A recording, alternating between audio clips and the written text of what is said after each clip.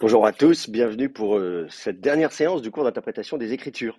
Bonne année à tous, bonne santé, meilleurs vœux, shalom à tout le monde. Pour ceux qui suivent le cours sur shalom, vous savez que ça veut dire beaucoup de choses à la fois et c'est ce qu'on peut évidemment vous souhaiter pour tous. Alors, on est donc sur la fin de ce cours d'interprétation des Écritures. On a discuté de l'importance de regarder les Targums, en expliquant que bon, il y a une difficulté qui est la difficulté de la datation des Targums. C'est difficile de les situer. Il y en a beaucoup qui datent d'époques très diverses, y compris certains très tard. On parlait du Targum du Cantique des Cantiques qui fait une grande fresque historique jusqu'aux conquêtes musulmanes. Et donc, forcément, il date du Moyen Âge. Peut-être même, il y avait un article récemment qui disait, voilà, vers le début du deuxième millénaire de notre ère. Donc effectivement, vous ne pouvez pas utiliser ce genre de targum pour dire, regardez, c'est le témoin des plus anciennes interprétations des Écritures contemporaines de la naissance du christianisme, etc. Et donc on avait parlé, donc il y avait des hypothèses très très variées sur la datation des targums, et que donc entre les hypothèses qui faisaient remonter très très loin les Targums à l'époque d'Esdras, en l'occurrence, et ceux qui vont jusqu'au Moyen Âge, eh bien en fait, on se rend compte qu'il y a une complexité et d'abord la présence de Targum à Qumran prouve qu'il existait des Targums au tournant de notre ère. Alors lesquels et quelle forme ils avaient, c'est ça la difficulté. Au niveau linguistique, les Targums pseudo-Jonathan et Néophiti, pour ce qui est du Pentateuque, sont les plus intéressants comme témoins possibles de traditions de l'époque du Second Temple, ce qu'on appelle le judaïsme du Second Temple, donc judaïsme antique. Bon, sachant qu'en plus, les deux semblent ne pas être deux traductions araméennes totalement indépendantes, il y a quand même des liens entre Néophiti et Pseudo-Jonathan. Donc en tout cas, c'est des targums intéressants pour vous à aller voir, mais il faut le justifier. Euh, alors on va prendre un ou deux exemples ensemble de l'intérêt que peuvent présenter les targums comme témoins de tradition du Second Temple. Un cas où ça paraît assez évident et un cas où on se rend compte que c'est un peu compliqué.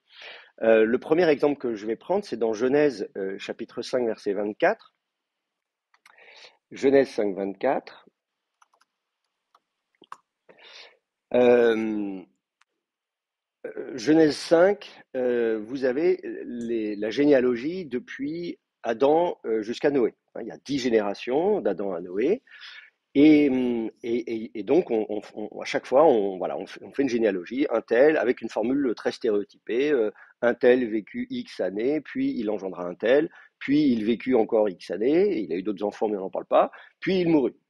Et puis après, on passe au suivant. Un tel, vécu X années. Vous faites du copier-coller, et à chaque fois, vous changez juste le nom et le nombre d'années. Voilà. Et c'est dans ce chapitre-là, notamment, vous savez que vous avez tous ces patriarches qui vivent 800, 900 ans, etc. Ils sont super vieux. Voilà. Et puis, au verset 24, enfin, je vais reprendre du coup dès le verset 21, euh, euh, on arrive à Enoch. Et donc, on nous explique, et donc là encore, hein, si vous regardez avant, vous avez la formule très stéréotypée, Yared vécut 162 ans et engendra Enoch, donc il a son premier-né. Après avoir engendré Enoch, Yared vécut 800 ans et engendra des fils et des filles, on ne dit pas lesquels. Yared vécut en tout 962 ans et mourut. Bon, voilà. Donc c'est vraiment très très stéréotypé. Et puis on arrive à Enoch, qui est donc le septième, et on nous dit, au début, tout va bien. Hein, Vaïchi, Hanor, Hamesh, Veshishim, Shana. Donc, Enoch vécut 5 et 60 ans, bon, 65 ans. Vayoled et Methuselah, donc, et il engendra Mathusalem, donc Methuselah. Et puis ensuite, on nous dit, Vayit Haler, Hanor et Elohim. Donc, et Enoch marcha, ou se promena, hein, le verbe alar, marcher, aller, mais en plus au Hitpael. Donc le Hitpael, c'est pas juste je marche, c'est voilà, il y a des allées et venues, quoi. Hein. On se balade, on se promène, voilà. C'est pas juste, c'est du Hitpael. Donc bon, il se promène, je ne sais pas comment il faut traduire ça en français. Et Elohim, donc avec les dieux ou Elohim, ou je ne sais pas comment vous voulez. Bon, Achare, Holido, et Methuselah, après avoir donc enfanté Mathusalem. Alors, d'abord, c'est intéressant de dire c'est pas simplement il vécut, parce que normalement, si vous regardez la formule stéréotypée, après, on nous dit euh, euh, et on dit Vaïchi Yered Acharé. Donc on doit avoir Vaïchi et pas Vaïthaler, etc. Il vit. Mais là, Enoch, il vit pas seulement, il se promène avec les dieux ou Dieu, avec Elohim. Bon, après avoir donc enfanté Methushalar, Shlosh Meot Shana, donc 300 ans, ce qui n'est pas beaucoup non plus par rapport aux autres, hein, puisqu'en général, ils vivent 800 ans après leur premier-né, hein, ils ont 700 ou 800, enfin bref. Et on dit Vayoled Banim ou Vanot. Et il enfanta des fils et des filles. Donc là, on retrouve la formule stéréotypée.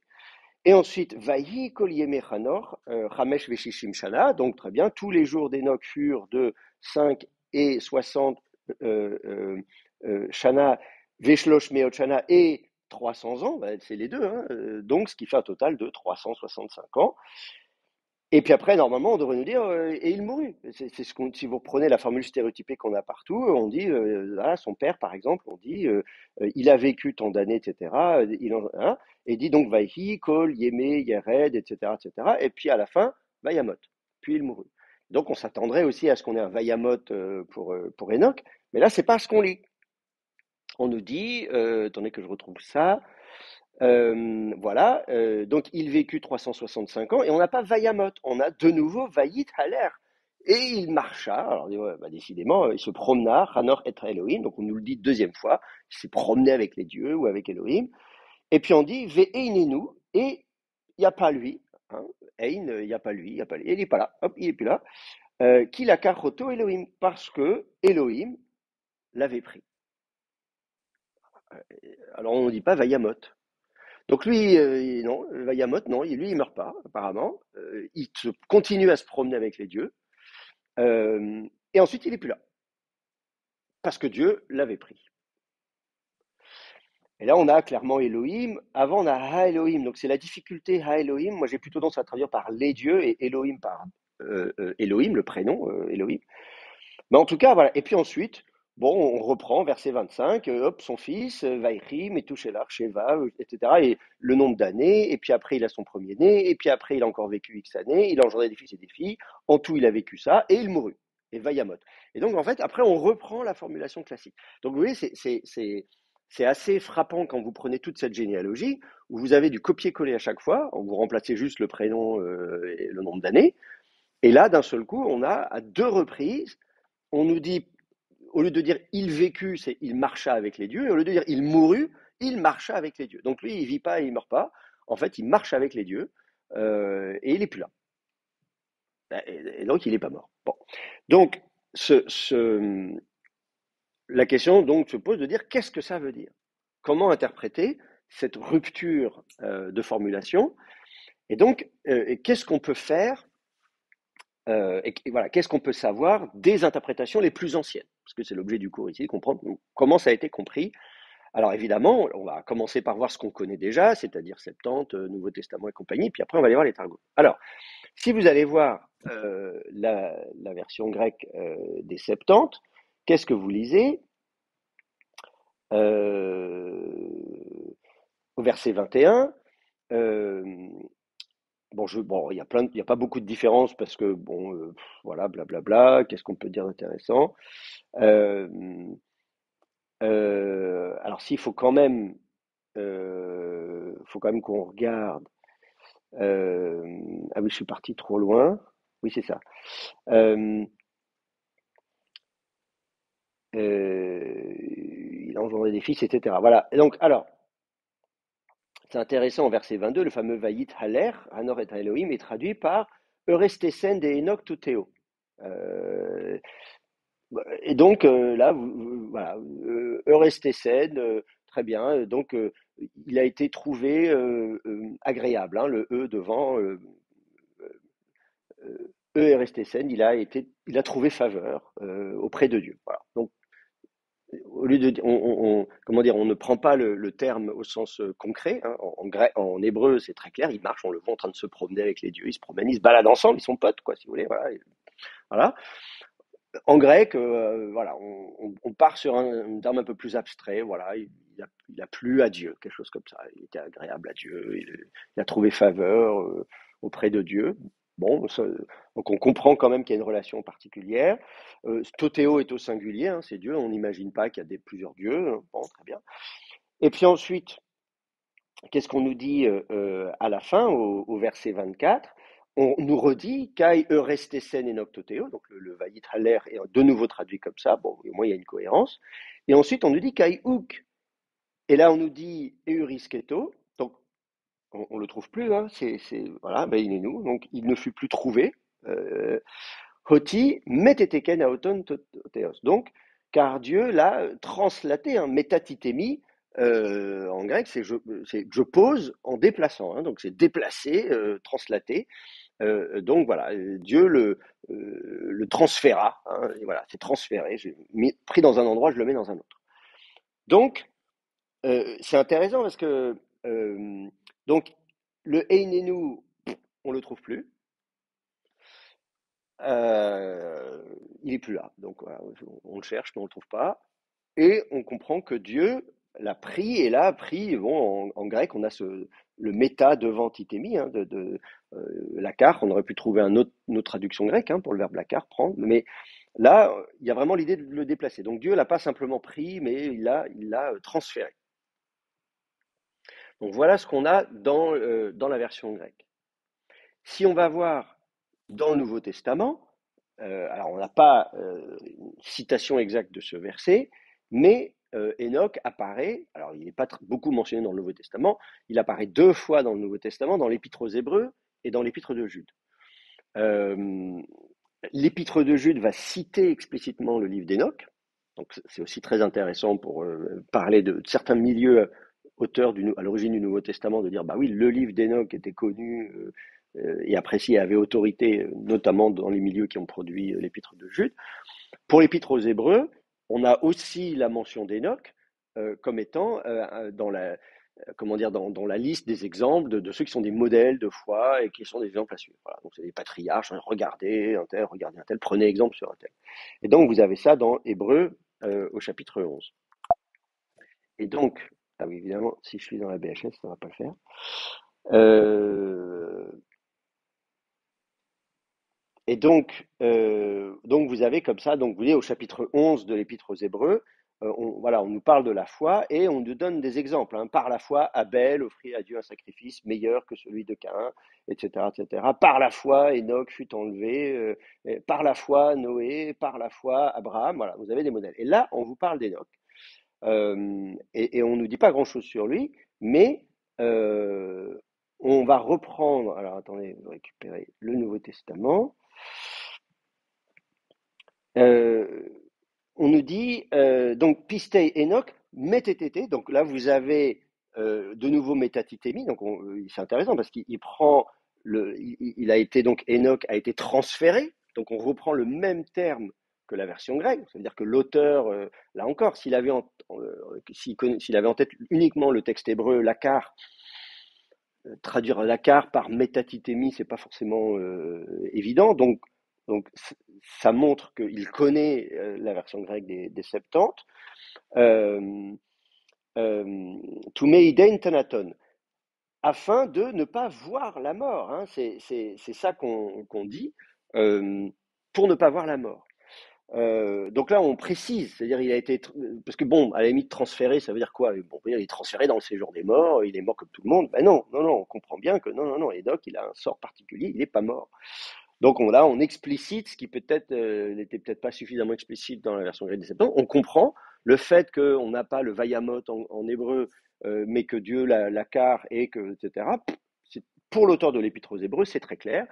Il n'a pas vu la mort. Bon, et on nous dit kai houk eurisketo. Donc là encore, on retrouve le même terme. Il ne fut plus trouvé dioti meteteken aoton hoteos, parce que Dieu l'a transféré, l'avait transféré. Bon, donc on retrouve de nouveau métatithémie, au cas où hein, c'est un peu lourd, parce que bon, mais c'est pas grave, mais au moins comme ça c'est clair.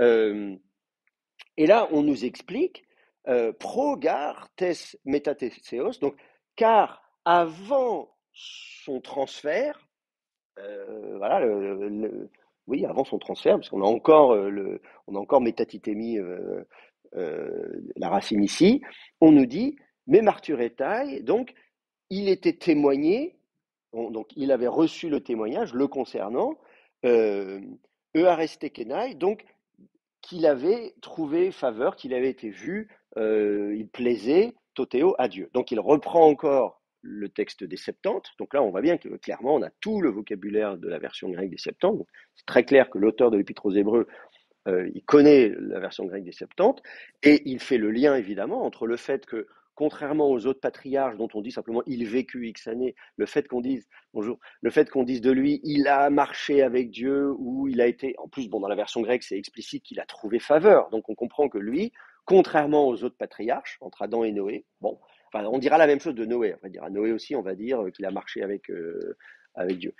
Mais donc, voilà, Enoch, manifestement, a cette relation spéciale avec Dieu, qui est vue positivement, et donc, et que c'est ça qui explique le fait qu'il n'a pas connu la mort. Donc là, on le dit, et le gare, ici, il est très clair, hein, là, vous avez le gare, c'est à cause, voilà, on vous donne la cause. La raison pour laquelle il a... Donc, on explicite le fait qu'il n'a pas connu la mort, et on explicite le fait que s'il n'a pas connu la mort, c'est précisément parce que il plaisait à Dieu. Voilà. Donc là, dans le Nouveau Testament, on a une interprétation explicite d'un texte hébreu qu'on aurait pu interpréter autrement, et qui est dans le prolongement de l'interprétation des Septante. On comprend bien que les Septante, ils sont manifestement, ils ont aussi cette idée-là, le fait de traduire il plut à Dieu, et qu'il a été transféré, tout ça.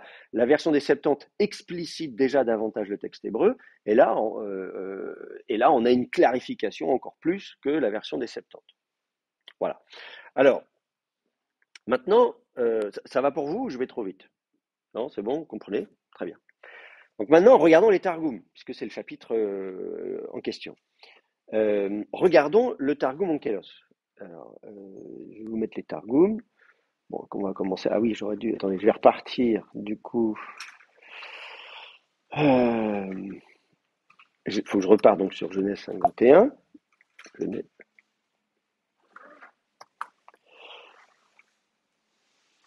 Et je vais mettre. On va regarder le Targum Onkelos.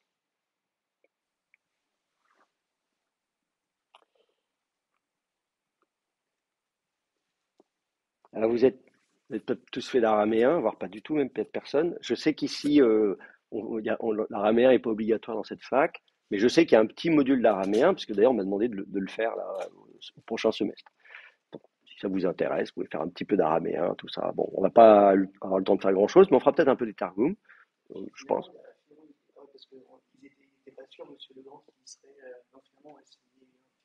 Oui, moi on m'a dit que, ouais, enfin Eran, donc Eran Chouali, mon collègue philologue, m'a dit que si, qu'il y avait, je crois, une dizaine d'étudiants, je sais pas quoi. Donc oui, et apparemment c'est à moi de choisir les horaires. C'est que en Zoom, enfin sur BBB apparemment, il n'y a pas de présentiel du tout, et que on peut donc choisir un peu les horaires comme on veut. Moi, j'aimerais quand même trouver des créneaux qui conviennent à un maximum, parce que c'est ça le problème. Je ne sais pas exactement les uns les autres. Moi, je trouve que c'est bien quand on se coordonne avec le secrétariat pour trouver des créneaux qui conviennent à un maximum de gens. Mais donc, enfin voilà, si ça vous intéresse, n'hésitez pas. C'est l'occasion, quoi. Mais comme je vous dis, il n'y a pas beaucoup d'heures. Je réfléchis à comment faire quelque chose qui, évidemment, tienne compte du fait que vous avez déjà fait de l'hébreu, parce que vous allez voir que c'est quand même assez proche. Donc, pour gagner du temps, pas partir de zéro, parce que sinon, on va juste faire l'alphabet, vous voyez ce que je veux dire. Donc, normalement, les étudiants qui suivent ce cours ont déjà fait de l'hébreu, donc ça va nous faire gagner du temps. Et je pense qu'on va certainement commencer par des targums, parce que précisément, c'est assez facile, du coup, de se lancer dans l'araméen, notamment avec le targum Kélos, qui c'est souvent du mot à mot. Donc, c'est assez facile. Bref, voilà, je referme la parenthèse. Euh, Moi, j'ai eu l'occasion de donner des cours d'araméen ailleurs, hein, à Paris, aussi à l'Académie des langues anciennes, où là, moi, j'ai fait des cours de troisième année d'araméen. Il y a 3 ans d'araméen à Paris. Donc, moi, j'ai donné les cours de troisième année, donc d'araméen avancé, tout ça. Donc voilà. Mais ici, apparemment, bon, voilà, on fait pas beaucoup d'araméen, ce qui est quand même un peu dommage. Parce qu'il y a quand même des livres en araméen dans la Bible. Bon, je sais qu'il n'y en a pas beaucoup, mais enfin, quand même, Esdras, Daniel, tout ça. Enfin, voilà, bref. Et puis aussi, même comme je disais, bon, comprendre le judaïsme ancien, le Nouveau Testament, tout ça. Voilà. Après, je comprends que voilà, vous avez beaucoup de travail par ailleurs et qu'il faut faire des choix. Alors donc, si je reviens donc à notre passage de la Genèse, si on va voir directement le dernier verset, le verset 24, qui est le plus intéressant. On va retrouver le Vayit Haler Chanor et Elohim. Ici, on va traduire Ve Haler Chanor, et donc on nous dit, voilà, et Enoch, alors marcha pour le coup, hein, là pour le coup, on n'a pas de forme réfléchie en araméen, on aurait pu l'avoir, hein, mais non, bon, on a juste une forme intensive qui est donc du paël en araméen, qui est l'équivalent du piel en hébreu, Hanor, et puis on nous dit Bedachleta d'Adonai. Donc, dans la crainte de Yahvé. Voilà. Donc, c'est intéressant de voir que le Targum se dit, bon, ça veut dire quoi? Il se promène avec les dieux. Alors d'abord, on introduit le tétragramme ici, c'est intéressant, qu'on note en trigramme, Yod V, Yod, mais comme vous voyez, ça c'est le tétragramme.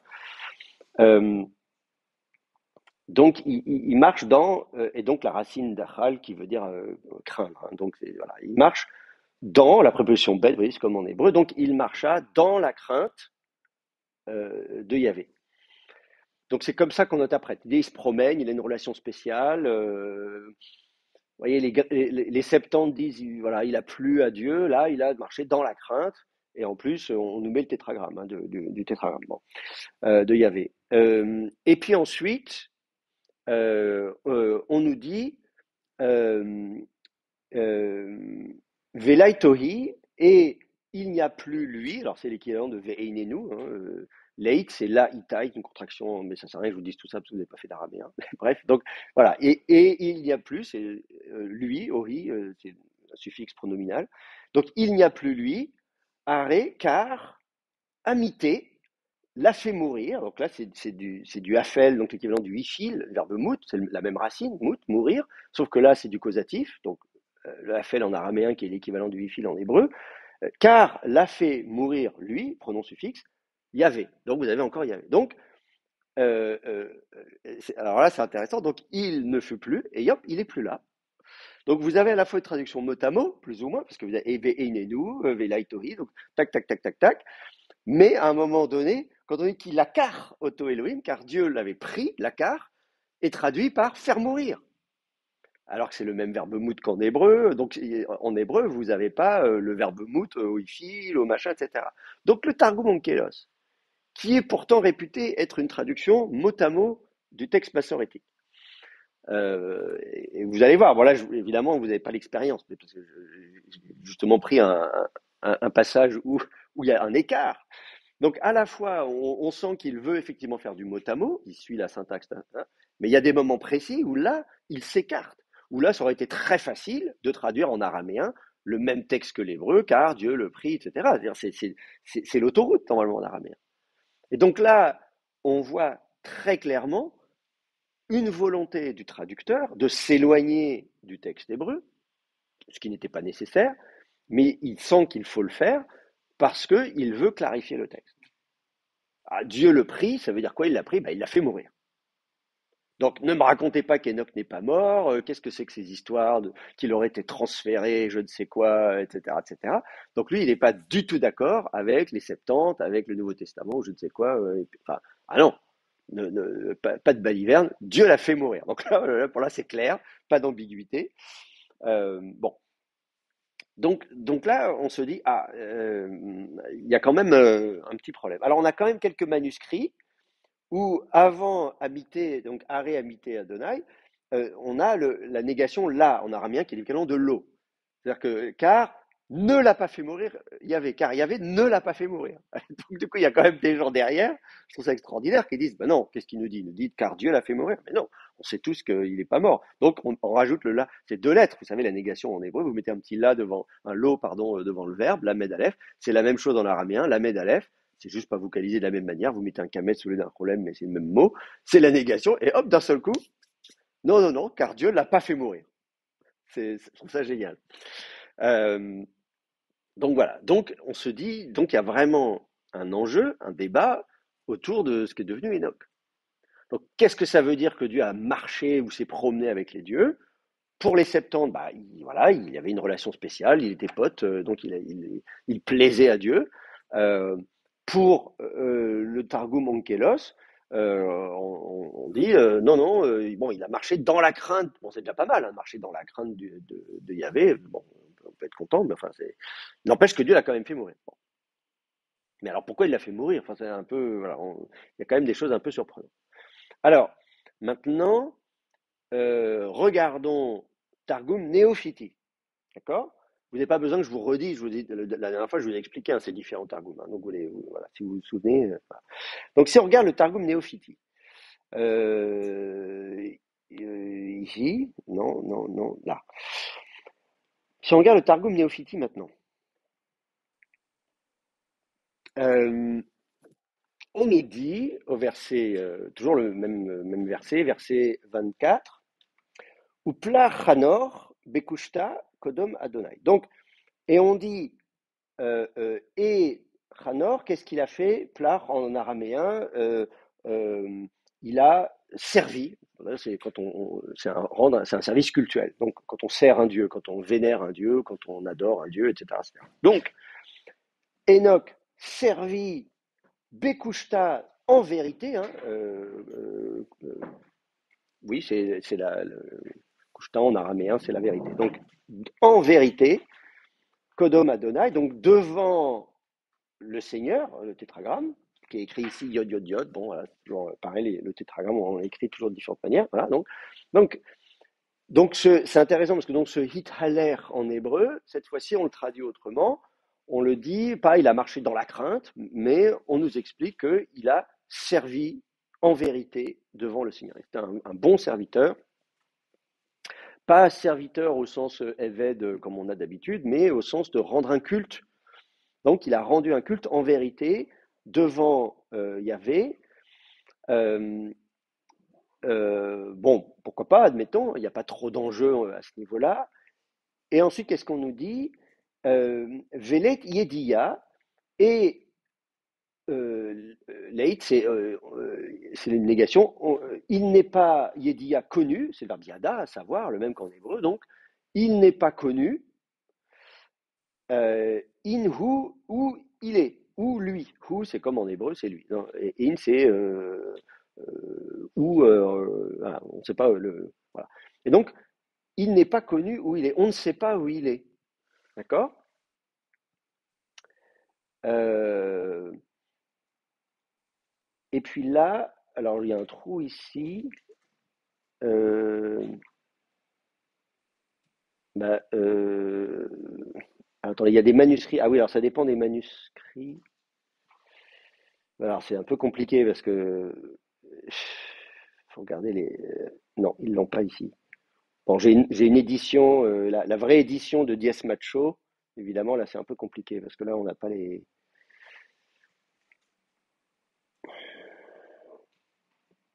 Bon, c'est pas grave. Euh, donc on ne sait pas où il est car il faut supposer qu'ici il y avait donc le arrêt ou quelque chose comme ça ou enfin voilà bon car. Et ensuite, on nous dit Itneged, donc c'est-à-dire qu'il est enlevé, littéralement, hein, il est enlevé, Bememar, donc par une parole, c'est le verbe amar, dire, donc memar, en araméen, c'est la parole, donc par une parole, min kodom de devant le Seigneur. D'accord? Donc, on nous dit que il a rendu un culte en vérité devant Yahvé, donc c'est un gars bien, c'est quelqu'un de bien. Et effectivement, on ne sait pas où il est. Quand on dit en hébreu Veinenu, voilà, il ne fut plus, voilà, il est plus là. Bon. Donc on ne sait pas où il est. Pourquoi est-ce qu'on ne sait pas où il est? Il fut enlevé par une parole de devant le Seigneur. Donc Dieu l'a enlevé. Et là, on a cette. Voilà, il est enlevé. Donc là, contrairement au Targum Onkelos qui nous dit Dieu l'a fait mourir, on explicite qu'il est mort. Là, on nous explique que bah, voilà, il est enlevé. Et on est plus proche, disons, des Septante, vous voyez, qui disaient il a été transféré, enlevé ou quelque chose comme ça. Bon. Alors ensuite, qu'est-ce qu'on a d'autre comme Targum? On a un Targum fragmentaire. Je vous dis qu'il y a tout un tas de fragments Alors, est-ce que je les ai là? Ah, ça c'est une bonne question. Euh, Mince. Est-ce qu'il y aurait ça? Non, c'est pas ça.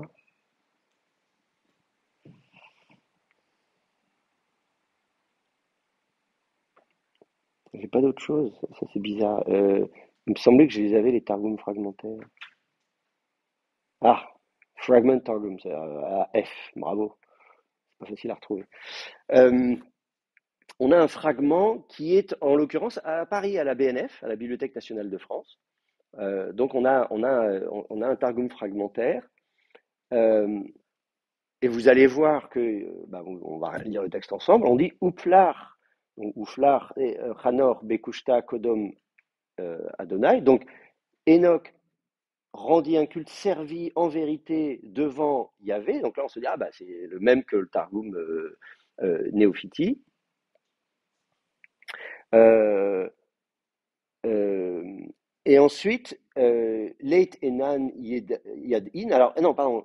Euh, Leit Anan, donc, et nous ne savons pas, Yadin, alors ça c'est la différence, et nous ne savons pas, alors qu'avant dans le Targum Néophytis c'était il n'est pas connu, mais là c'est nous ne savons pas, Mahawa, c'est ce qui s'est passé, c'est très intéressant, Bessofé, donc ce qui est arrivé à la fin, sauf, c'est la fin, hein, comme vous avez sauf Passouk en hébreu, etc. Donc on ne sait pas ce qui est arrivé à la fin. Arum parce que euh, on a ici It de Ber, It de Ver, il a été mené, littéralement, il a été mené ou emmené, Min Kodom Adonai, de devant le Seigneur, de devant Yahvé. D'accord? Euh, euh, donc là, c'est quand même intéressant de voir que dans ces targums fragmentaires dont on connaissait l'existence avant la découverte du Targum Néophytie, c'est ce que je vous disais en cours le dernier chapitre, là, à la dernière séance. On se rend compte maintenant que ces Targums fragmentaires qui se baladent dans différentes bibliothèques, à Paris, Londres, Vatican et tout ce qu'on veut, en fait, voilà, sont dans la, comment dire, appartiennent à la même branche que le Targum Néophytie. Mais là, c'est pas non plus très très clair. Alors regardons un dernier Targum ensemble, parce que là finalement le Targum il dit on ne sait pas, voilà, il a été emmené. Bon, on n'a pas une clarification aussi forte que dans le Nouveau Testament par exemple. Alors si vous regardez maintenant le Targum Pseudo-Jonathan, qui lui est bien connu, comme je vous disais, puisque donc depuis le XVIe siècle, d'abord il y a un manuscrit qui est à Londres que j'ai pu consulter. Et il y a eu aussi une édition imprimée, à peu près à la même époque, qui n'est pas faite sur ce manuscrit-là, mais voilà, on ne sait pas sur lequel. Et le manuscrit a disparu, mais en tout cas, il y avait notamment dans les Bibles polyglottes. Donc on retrouve, en tout cas, voilà. Donc lui, il est connu depuis quand même plusieurs siècles, le Targum Pseudo-Jonathan. Euh, et on nous dit quoi? Alors, Oufla, Hanor, Bekushta, Kodom, Adonai. Et donc, et Enoch servit en vérité devant Yahvé. Donc, vous voyez, on retrouve là encore la même formulation que dans Néophytie. Donc, quand je vous disais que Néophytie et Pseudo-Jonathan, ce ne sont pas deux traductions distinctes, on imagine mal que quelqu'un traduise Vayit Haler, Hanor, etc., qu'à chaque fois se dit je vais prendre le verbe plar, je vais dire bekushta, donc en vérité. Voilà, donc non, ça ne va pas de soi. Donc il est évident que là il y a une dépendance littéraire. Euh, et ensuite, mais c'est pas juste des variantes toutes simples. On comprend qu'il y a un travail éditorial entre deux. Et ensuite, Veha, on nous dit, et voici, comme on aurait, ha, c'est comme c'est dit, hiné en hébreu, hein, euh, Leitohi, il n'y a plus lui, bon, pas de problème. Im, euh, euh, euh, attends, ah oui, Im Dayare Ar'a. Donc, il n'est plus avec les habitants de la terre. Ça, c'est intéressant comme variante. Et voici, il n'y a plus lui avec les habitants de la terre. Arum, parce que, et là, vous avez Itneged. Euh, il a été emmené, vous avez la même racine qu'on a ailleurs, et ensuite, Veslek, et il est monté, les rakia au ciel. Euh, c'est le rakia, c'est comment dire la voûte céleste, hein, rakia. C'est pas juste le ciel, parce que sinon vous avez shmé en araméen le même terme qu'en hébreu, shamaïm, etc. Donc c'est pas juste le ciel, mais c'est je sais pas comment le firmament. Comprenez voilà, donc il est monté au ciel, quoi. Bon. Bémémar, Kodom, Adonai, donc par une parole devant Yahvé. Donc vous retrouvez le Bémémar, Kodom, Yahvé, etc. Donc vous avez le Hit Nugget, mais sauf qu'on avait, dans le Néophiti, vous avez Hit Nugget, il est emmené par une parole de devant Yahvé. Et là, entre les deux, on a inséré, pas juste il a été emmené, et il est monté au ciel. Donc là, au cas où vous n'auriez pas compris, on vous le dit. Et on dit, et on ne s'arrête pas là non plus, et vous avez Ukra Shme, et est appelé son nom, donc son nom est appelé Métatron. Et là, il s'appelle Métatron, c'est comme dans les Transformers, on a l'impression que c'est un nom de robot. Je suis Métatron, voilà, le super-héros, bref. Et on nous dit Safra Rabba, donc le grand scribe. Safra, c'est Sofer, comme en hébreu le Sofer, le scribe, Rabba, le grand Rav. Voilà. Donc, donc là, on voit que le Targum Pseudo-Jonathan reprend une base qui est à peu près le Targum Néophiti, d'accord? Vous prenez le Targum Néophiti, on comprend bien que c'est ça la base, ou en tout cas un truc proche du Targum Néophiti, et que par-dessus, vous allez insérer des choses. Donc, qu'est-ce qu'on ajoute? On ajoute avec les habitants de la terre, hein, parce que donc il ne fut plus, donc on dit d'accord, hop, on insère le avec les habitants de la terre, on insère le fait qu'il est monté au ciel, n'est-ce pas? Et on insère, et on appelle son nom Métatron, le grand scribe. Donc on insère ces trois choses. Donc le Targum Pseudo-Jonathan, il faut le comprendre, et ça se vérifie là, mais dans plein d'autres passages, vous verrez, le Targum Pseudo-Jonathan est une amplification d'une base de Targum qui n'est pas Targum Onkelos, mais qui est plutôt Targum Néophiti.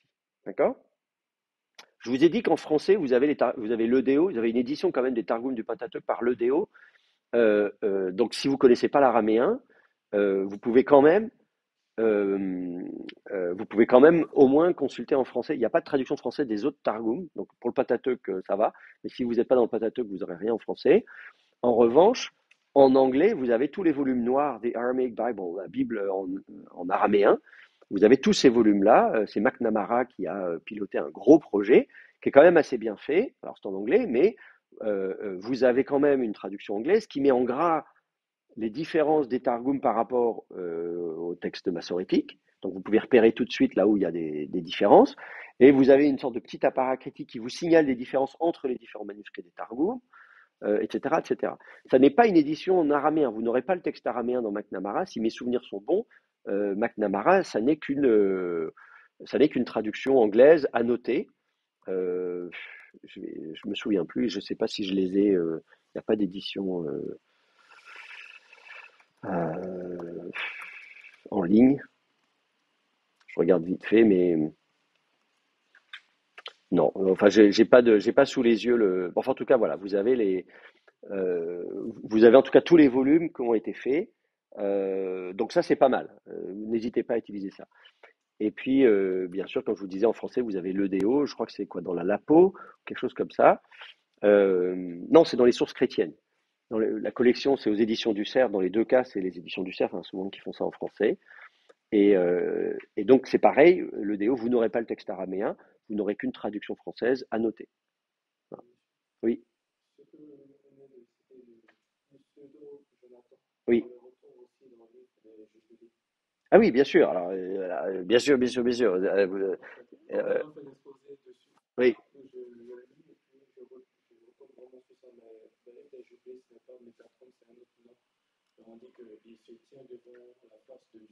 oui.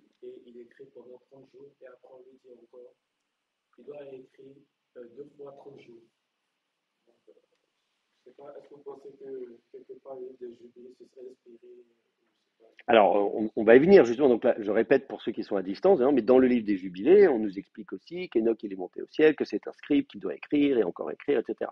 Dans 4 Esdras également, vous avez l'idée de la mise par écrit, de livres, etc. Donc oui, il y a toute une littérature antique du judaïsme antique autour du personnage d'Enoch et de son rôle. Donc on va en parler justement. On va dire qu'est-ce que ça nous dit tout ça. Je vous rappelle que le but de ce chapitre sur les Targums, c'est de voir dans quelle mesure justement les Targums peuvent refléter des traditions du Second Temple pré-chrétienne. Ce que je disais tout à l'heure, donc, on a le problème de datation, on ne sait pas exactement quand. Vous voyez, le Targum de Jonathan, je vous dis, le manuscrit date du XVIe siècle, après Jésus-Christ. Donc, c'est pas évident de dire, j'ai un manuscrit du XVIe siècle, est-ce que ce manuscrit me dit des choses sur ce qui se passait déjà avant notre ère. Bon.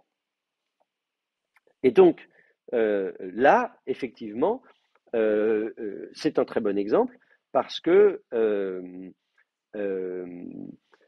euh, on retrouve, alors évidemment, Métatron, même si ça paraît comment dire, un terme un peu bizarre, évidemment, c'est du grec, Métatronos, c'est à côté du trône. Donc, il s'appelle Métatron parce qu'il va être à côté du trône de Dieu. Donc, c'est quand même, vous voyez, c'est-à-dire même dans la hiérarchie euh, céleste, vous voyez, on peut imaginer qu'il y a une myriade d'anges, de je ne sais quoi, de tout ça, mais Enoch, il n'a pas un petit strapontin tout au fond de l'avion, vous voyez ce que je veux dire? Il est au contraire en first class, là, avec les sièges qui s'inclinent, tout ça, etc. Et il peut rentrer dans la cabine, dans le cockpit quand il veut, vous voyez ce que je veux dire? Ou même il est assis dans le cockpit à côté de Dieu. Bref. Bon, j'arrête ma métaphore parce que. Voilà. Mais je veux dire, donc voilà, donc ça nous dit quelque chose du rôle d'Enoch. Et on apprend qu'en plus, c'est un grand scribe. Il est scribe. Un scribe, qu'est-ce qu'il fait? Il écrit, hein, sauf faire. C'est le rôle du scribe, c'est d'écrire. Donc, effectivement, quand vous comparez, alors, comment dire, le livre, enfin, comment dire, le Targum de Jonathan, on le connaît depuis le XVIe siècle. Et donc, si on se met à la place des gens à l'époque qui éditent le livre d'Enoch, pas le livre d'Enoch, mais les Targums, on se dit, bon, mais qu'est-ce que ça nous dit? C'est qui ce personnage? Et pourquoi il lui arrive tous ces trucs-là? Et pourquoi il y a une telle polémique? Alors, je vais faire court, parce que, bah, d'ailleurs, si ça vous intéresse, je vous renvoie au chapitre d'introduction de mon livre sur le premier manuscrit du livre d'Enoch. C'est ma thèse de doctorat, publiée aux éditions du Cercle, qui s'appelle Le premier manuscrit du livre d'Enoch. Et j'ai un chapitre, donc le gros du bouquin, c'est une édition détaillée d'un manuscrit de Qumran en araméen, mais il y a un chapitre d'introduction qui est lisible par les non-spécialistes. Et donc, dans ce chapitre d'introduction, je reprends un petit peu tout ça. Je vous parle des Targums, mais je vous parle aussi de la littérature rabbinique, de tout ça, blablabla. Enfin voilà, donc c'est un petit chapitre qui se lit assez bien, qui doit faire, moi je sais pas, une cinquantaine de pages, et qui vous permettra justement d'y voir plus clair si justement vous êtes tombé sur les jubilés qui vous disent ah mais Enoch, il y fait. En fait, pour résumer, euh, le fait que Enoch euh, déjà dans le texte massorétique, on nous dit qu'il vit 365 ans. C'est très peu par rapport à tous les patriarches antédiluviens, puisqu'ils sont tous à 800, 900 ans. Donc on se dit, tiens, il est bien jeune, le gars, pour mourir. Et effectivement, on comprend qu'il ne meurt pas, en fait, puisque justement, on avait cette formule stéréotypée Vayamot, qu'on n'a pas là. Donc, dans le texte massorétique, c'est assez évident que l'auteur du texte massorétique nous dit, non, il n'est pas mort. Dieu l'a pris. Et il l'a pris très jeune, puisqu'il avait que 365 ans, ce qui est quand même très jeune par rapport aux autres. Et en plus, 365, ça n'est pas un chiffre au hasard. 365, c'est le nombre de jours dans une année solaire. Donc, il y a en creux des considérations, y compris calendaires. Or, la découverte des manuscrits de la mer Morte nous a permis de savoir que le plus ancien calendrier juif connu à ce jour, c'est ce qu'on appelle le livre astronomique d'Enoch. Et on a des manuscrits du IIIe siècle. Je les ai traduits en français dans la bibliothèque de Qumran, les volumes rouges. Donc vous aurez une édition texte araméen, traduction française, annotée. Il y a des gros manuscrits qui sont fragmentaires mais qui vont faire plusieurs mètres de long et qui vont synchroniser le cycle de la Lune et du Soleil euh, avec le problème des fêtes. Est-ce que telle fête peut tomber un Shabbat, etc., etc. Bon. Alors c'est un calendrier à 364 jours, parce que c'était quand même beaucoup plus simple, parce que vous pouvez resynchroniser la Lune et le Soleil au bout de 3 ans. Donc c'est formidable sur le papier. Alors, évidemment, en réalité, ça marche pas, puisqu'on sait très bien qu'en fait l'année, elle ne fait pas 364 jours. Si vous faites des années de 364 jours, il vous manque un jour, plus d'un jour chaque année. Donc un jour, c'est pas très grave, mais c'est-à-dire qu'au bout de 30 ans, vous avez un mois d'écart, au bout d'un siècle, vous avez une saison d'écart. Donc si ce calendrier a été appliqué pendant ne serait-ce qu'un siècle, au bout d'un siècle, on a une saison d'écart. Donc, vous savez, quand vous êtes censé avoir des fêtes de semailles, des fêtes de moisson, de vendange, de trucs, c'est le bazar. Et d'ailleurs, le livre d'Enoch vous explique bien que, justement, il y a un décalage entre le calendrier et le climat. Et donc, au lieu de dire notre calendrier est mauvais, on explique que non, c'est l'univers qui est déréglé. Que Dieu a fixé la trajectoire des planètes, des étoiles, de machin, mais que tout fout le camp. Et donc que le Messie va venir et tout remettre d'équerre. Voilà. Donc c'est comme ça que c'est interprété. Voilà, s'il y a plus de saison et qu'au moment des moissons on sème ou l'inverse ou je ne sais quoi, voilà, tout ça c'est dû en fait une sorte de chaos dû à la corruption du monde, de l'univers tout entier. Euh, et donc nous attendons la venue du Messie.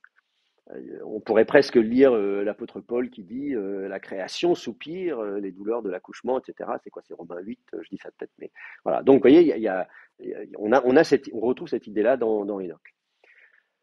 Donc, en fait, derrière ce personnage d'Enoch se trouvent des considérations astronomiques, calendaires. Bon, là, en plus, dans le texte massorétique, on nous dit 365 et pas 364, donc il y a aussi des gens qui disent, mais non, je ne suis pas d'accord avec ce calendrier, etc. Bon, mais en tout cas, il est évident que le personnage d'Enoch, on lui attribue quand même des révélations. C'est celui qui connaît le cycle des étoiles, des machins, et qui, voilà, et si on veut vraiment connaître la mécanique de la voûte céleste, bah, c'est normal parce qu'il y est allé, il est monté au ciel, donc il l'a vu. Voilà, bien sûr, on voit le mouvement des planètes. Bon, puisque lui, il est monté. Et donc, partant de là, Enoch a reçu des révélations, il n'est pas mort. S'il n'est pas mort, on peut lui parler, il peut nous répondre. Et effectivement, le livre d'Enoch se présente comme ça. Vous avez tout un livre qui s'appelle le livre d'Enoch. Il y en aura d'autres, hein, deuxième, troisième Enoch, mais celui qui est attesté à Qumran, c'est le premier livre d'Enoch, celui qui est cité dans le Nouveau Testament, dans l'Épître de Jude. Ainsi a prophétisé Enoch, le septième depuis Adam, etc. Euh, et il cite le livre d'Enoch. Donc ça, vous l'avez dans Jude verset 14, quelque chose comme ça. Je vais vous le remettre, qui cite.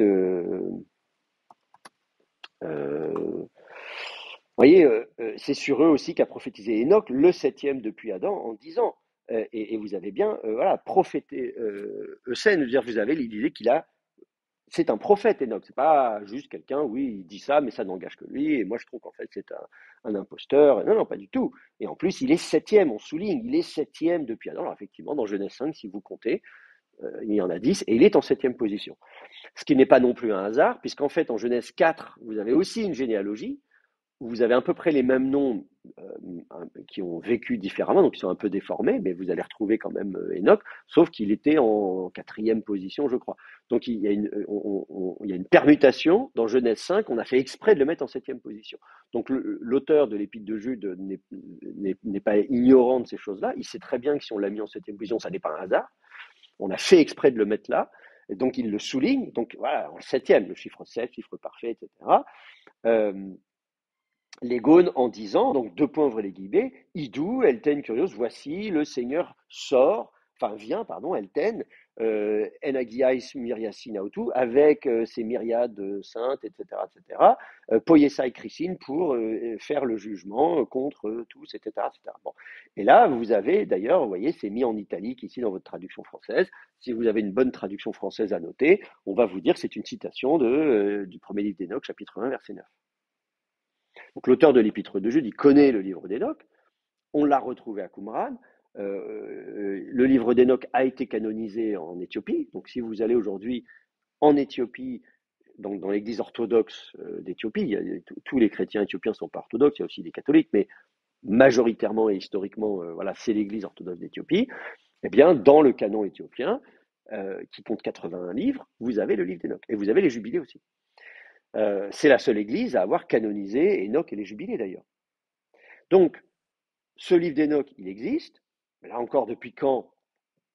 Avant Qumran, on ne pouvait pas forcément le savoir. On avait donc le texte complet en éthiopien, en Gèze, en éthiopien ancien. Euh, on connaissait des versions grecques.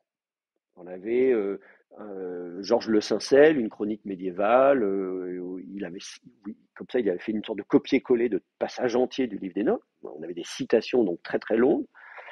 On avait retrouvé, disons à époque moderne, peut-être fin 19e, quelque chose comme ça, au début 20e, un manuscrit en Égypte, à Armim. Donc c'est la grande époque où on fait des explorations, on ramène plein plein de manuscrits. Donc on avait un manuscrit grec qui n'avait pas tout non plus, donc on n'avait pas tout le livre d'Enoch, bon, très bien.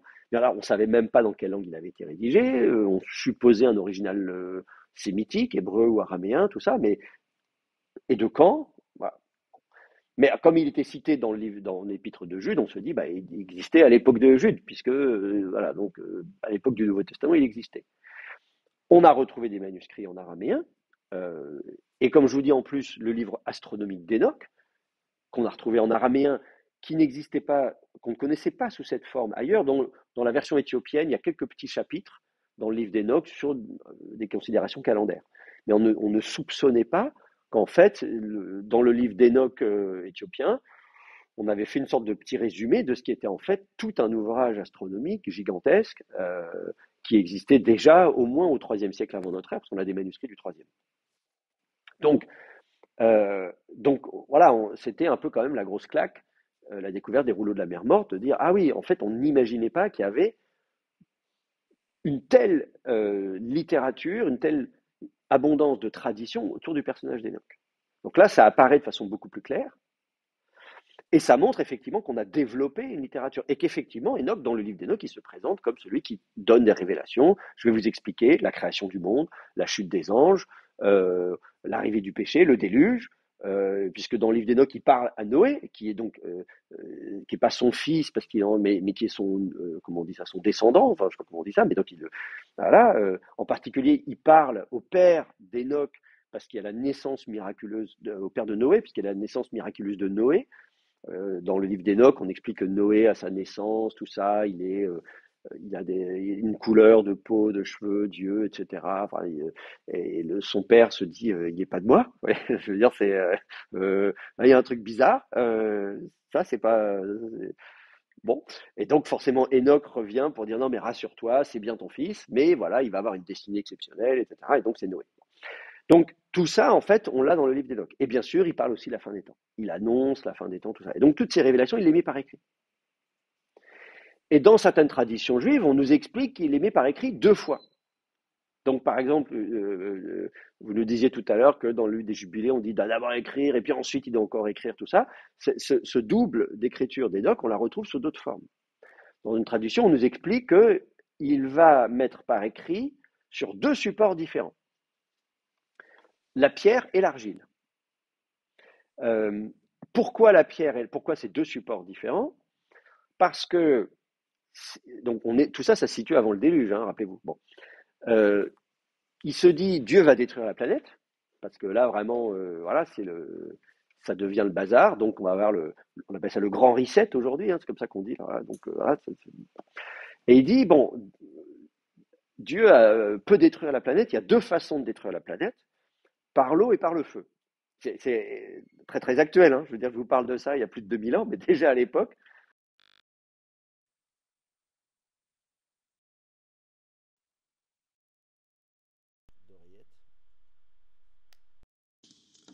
Voilà, je branche mon oreillette. Je vais vérifier que au niveau de l'enregistrement, ça fonctionne bien. Et peut-être sur BBB. Est-ce que quelqu'un sur BBB peut me dire si vous m'entendez toujours aussi bien? Oui, on vous entend bien. Alors moi, je vous entends pas. Est-ce qu'il y a quelqu'un qui parle? Si, Oui, il y a quelqu'un qui parle. Apparemment, moi, oui, je vous entends pas. Alors attendez, je vais voilà, on vous juste entend bien. Tout va bien. changer. Tout va bien, on vous entend Alors bien. réessayez de me parler. Ah, Oui, zut. monsieur Langlois, on vous entend.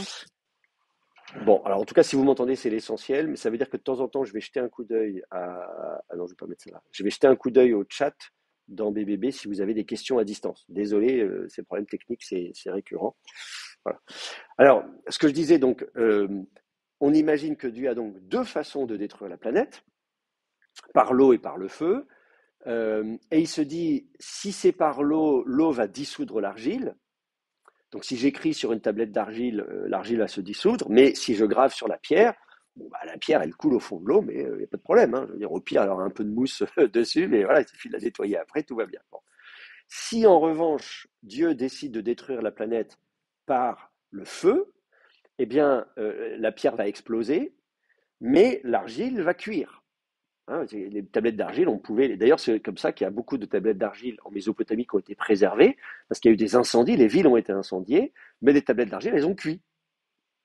Et donc, du coup, elles sont, au contraire, elles ont durci, et donc, elles ont résisté, elles sont un peu noircies, évidemment, mais c'est ce qui fait qu'aujourd'hui, on a des centaines de milliers de tablettes cunéiformes, alors que, donc en Mésopotamie, alors que sur la côte levantine, les terres d'Israël, etc., eh bien, en fait, tout était sur papyrus et je ne sais quoi, donc tout a disparu.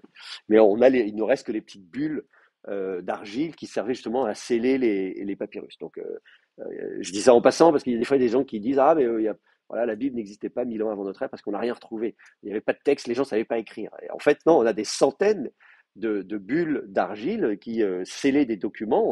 On a derrière même la trace de la fibre de papyrus donc, et de la ficelle, etc. Donc c'est juste que le support organique a disparu, mais la bulle d'argile qui est minérale, elle est restée. Donc on sait que 1000 ans avant notre ère, ou en tout cas 800 ans avant notre ère, à Jérusalem, en Judée, etc. À Juda, il y avait les gens savaient écrire, il y avait de l'administration, il y avait des gens qui étaient lettrés, il y avait des scribes, il y avait tout ce qu'il fallait. Donc faut arrêter à un moment donné de raconter n'importe quoi. Bref, donc il se dit, je vais donc copier sur les deux supports, l'argile et la pierre. Donc voilà, donc toutes ces traditions autour d'Enoch existaient au tournant de notre ère. Et c'est nous, disons, avec le temps, avec la disparition du livre d'Enoch, des traditions liées à Enoch, etc., on a oublié tout ça, nous en Occident. Et ce qui fait que, effectivement, bon, à part ce petit verset dans Genèse chapitre 5, on peut même passer vite dessus si on ne fait pas attention. C'est des généalogies, c'est pas très intéressant, et Enoch disparaît. Alors, dans le Nouveau Testament, quand même, on le retrouve quand même à deux reprises. Donc, disons qu'il y a quand même des gens qui s'intéressaient à Enoch, mais il y avait un déficit, malgré tout, d'études du personnage d'Enoch et des traditions qu'il conserve. Donc, en fait, on a maintenant la preuve que le Targum Pseudo-Jonathan, bien qu'étant tardif, le manuscrit qu'on a date du XVIe siècle, en fait, reprend des traditions dont on sait aujourd'hui, dont on a aujourd'hui la preuve qu'elles existaient avant notre ère. Le livre des Jubilés, c'est pareil, vous parlez du livre des Jubilés tout à l'heure, on a retrouvé des manuscrits du livre des Jubilés à Qumran. Donc on sait aussi que le livre des Jubilés est très chrétien, qu'il existait avant, et que dans certaines branches du judaïsme, on s'intéressait à ces traditions liées aux Jubilés. Voilà, donc ça c'était pour prendre un exemple qui vous dit, n'hésitez pas à aller voir du côté des Targums, même si dans la documentation manuscrite ils sont tardifs, on peut supposer que certains Targums préservent des traditions plus anciennes. Alors, évidemment, dans le cas que je viens de prendre, c'est assez évident. J'ai pris un exemple bien documenté, puisque comme je vous dis aujourd'hui, grâce à Qumran, voilà, on a tout ce qu'il faut pour démontrer que oui, ces traditions, elles sont bien pré-chrétiennes. On a désormais des manuscrits anciens. Bon. Est-ce que vous avez des questions par rapport à ça, Enoch, tout ça, les Targums, l'exemple que j'ai pris? C'est bon pour vous? Ok. Il y a un deuxième exemple qui est un peu plus difficile, que je vais vous prendre, qui est... Ah oui, alors, avant de passer là quand même, se pose quand même la question de...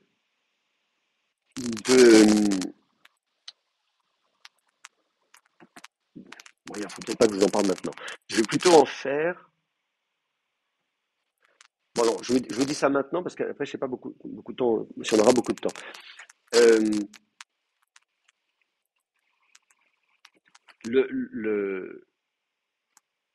Se pose la question, donc nous on s'intéresse au Targum comme étant donc, des témoins de traditions anciennes, quelle est l'autorité de ces traditions? peut poser la question comme ça. Ou l'inspiration. C'est-à-dire qu'en fait, euh, les Targums sont des témoins de tradition juive ancienne, mais quelle est l'autorité des Targums? La question s'était posée pour la version grecque des Septante. On en avait parlé. C'est-à-dire qu'en fait, bon, finalement, on traduit en grec. Bon, est-ce que c'est juste une béquille pour ceux qui ne maîtrisent pas bien l'hébreu? Et là, bien sûr, vous avez Philon d'Alexandrie, la lettre d'Aristée, qui vous explique que c'est beaucoup plus que cela. Les traducteurs grecs étaient des prophètes et des hiérophantes, etc., etc. Et donc, la version grecque est sœur des écritures hébraïques. Donc, je vous ai expliqué, reprenez vos notes s'il faut, que Philon insiste lourdement sur le fait que la version grecque n'est pas juste une béquille, mais non, non, non, elle est vraiment inspirée. Je me suis posé la question par rapport au Targum, je me suis dit c'est intéressant de voir est-ce qu'on a un discours similaire, et j'ai trouvé quelque chose.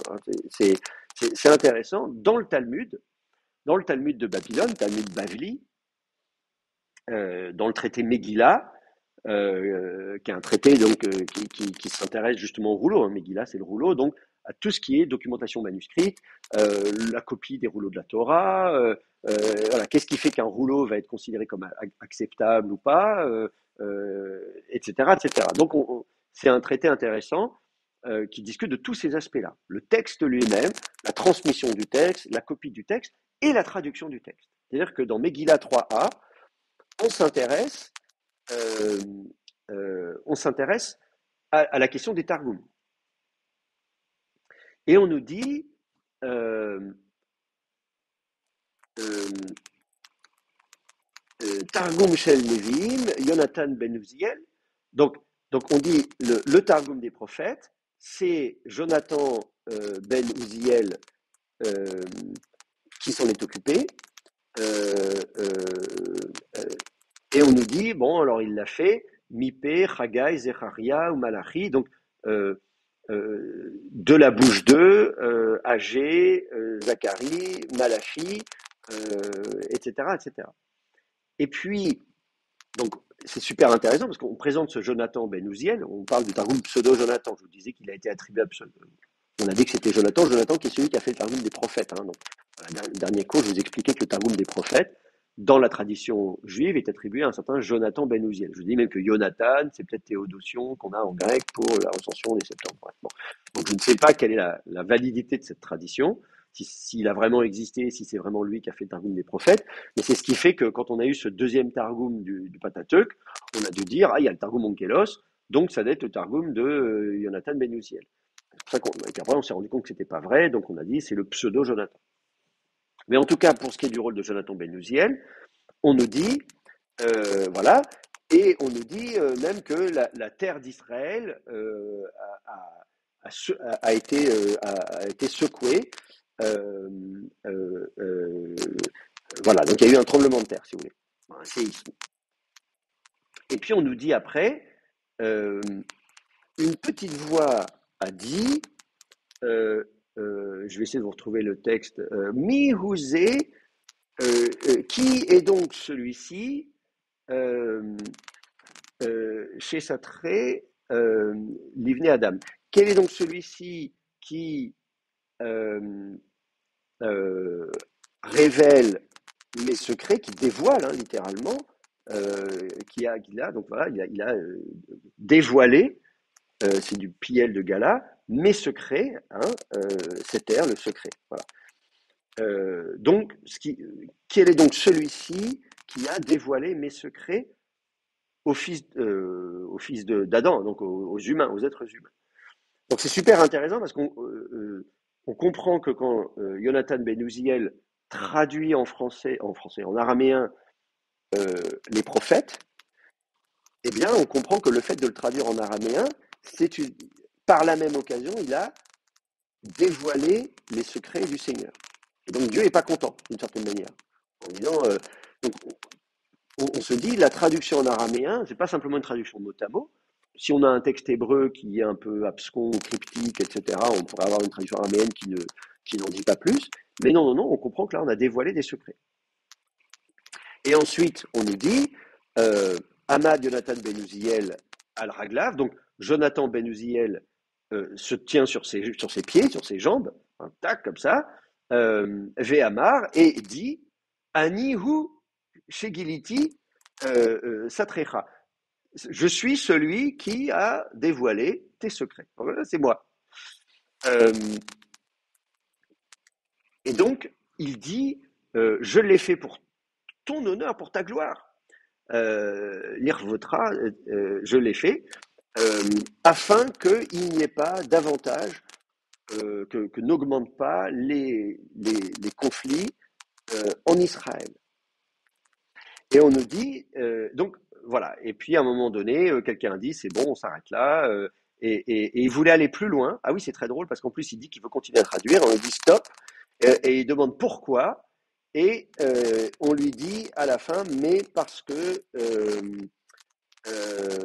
c'est Ketz Mashiach, c'est l'époque du Messie. Ça évoque l'époque du Mashiach, de l'avenue du Messie. Donc non, non, il ne faut pas aller trop loin non plus, parce que ça dévoile l'époque du Messie. Donc là, on a un passage intéressant dans le Talmud de Babylone, donc milieu du premier millénaire de notre ère, où euh, oui, on évoque le fait que oui, il y a bien des traductions en araméen, non seulement du Pentateuque, mais également des prophètes, que ces traductions en araméen ne sont pas simplement une béquille pour ceux qui ne connaîtraient pas le texte hébreu, mais qu'en fait, c'est une façon de dévoiler les secrets de Dieu. Donc, ce qui suppose que euh, Jonathan Ben Uziel, donc le traducteur araméen, lui-même avait reçu cette révélation.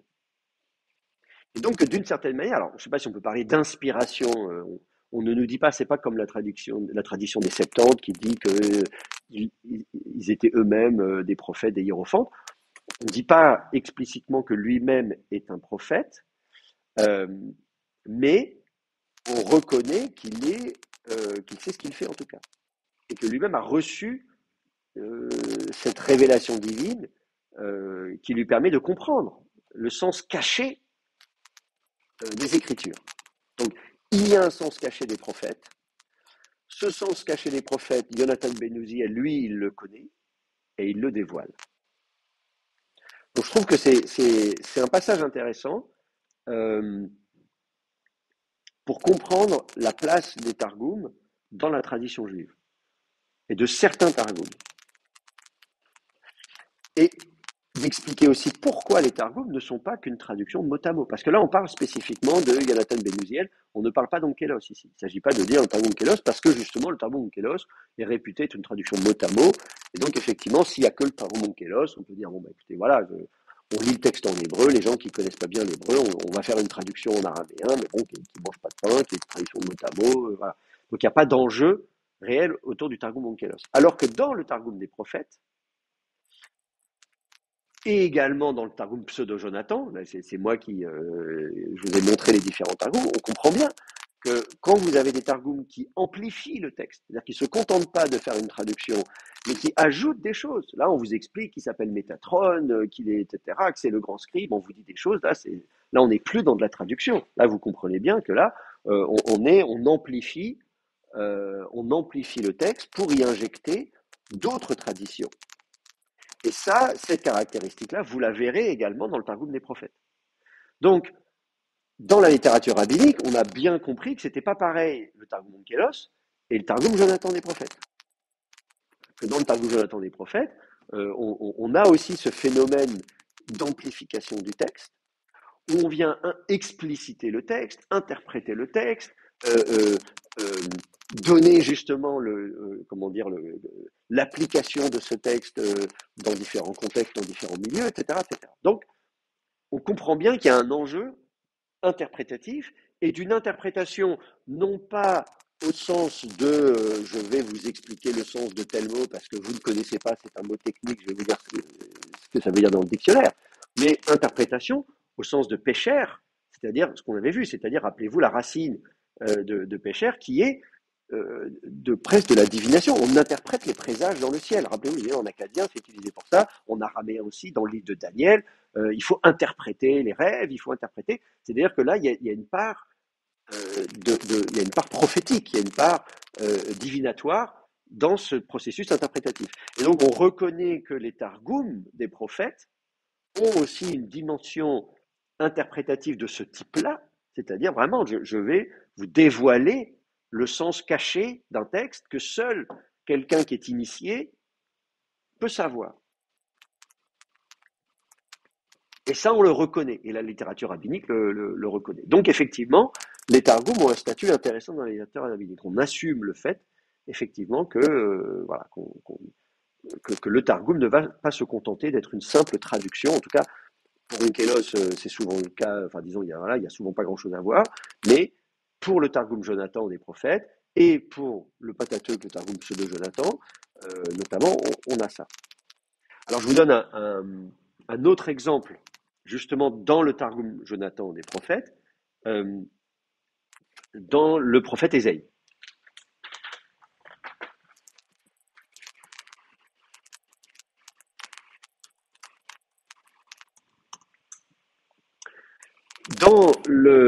Si vous regardez le texte massorétique,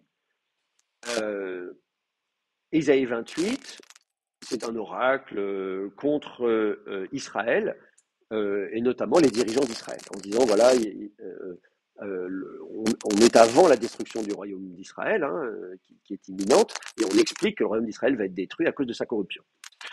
Le royaume de Samarie, donc qui est appelé ici Éphraïm. Hein, et on nous dit, malheur, hoi, comme ça, vous savez, une interjection en hébreu, Ateret, Geout, Chicoré, Éphraïm, fière couronne des ivrognes d'Éphraïm. Vetsitz novel et fleurs fanées, Tzvi Tifarto, son superbe ornement, Asher, Al Roche, qui est sur la tête, le sommet, Gé, Shmanim, d'une vallée, Shemen c'est l'huile, hein, une vallée, fertile, plantureuse, Halomé Yayin, homme terrassé par le vin. Bon.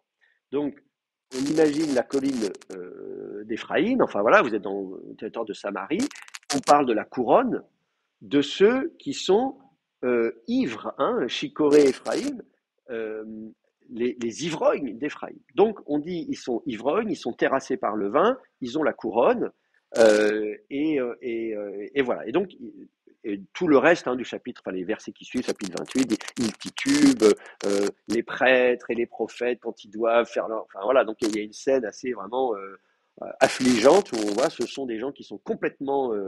complètement ivres, et donc il y a une sorte de déchéance de ceux qui sont à la tête d'Éphraïm. Si vous regardez le Targum, donc où il est là, voilà. Si vous regardez le Targum de ce passage, de ce verset, on nous dit Yé, malheur, bon, des Yahev, alors de celui qui donne, le verbe Yahav en araméen, c'est le verbe donné comme Nathan en hébreu, de celui qui donne la couronne aux orgueilleux, Tacharaba des Israël. Alors, on va dire le grand stupide d'Israël. Bon,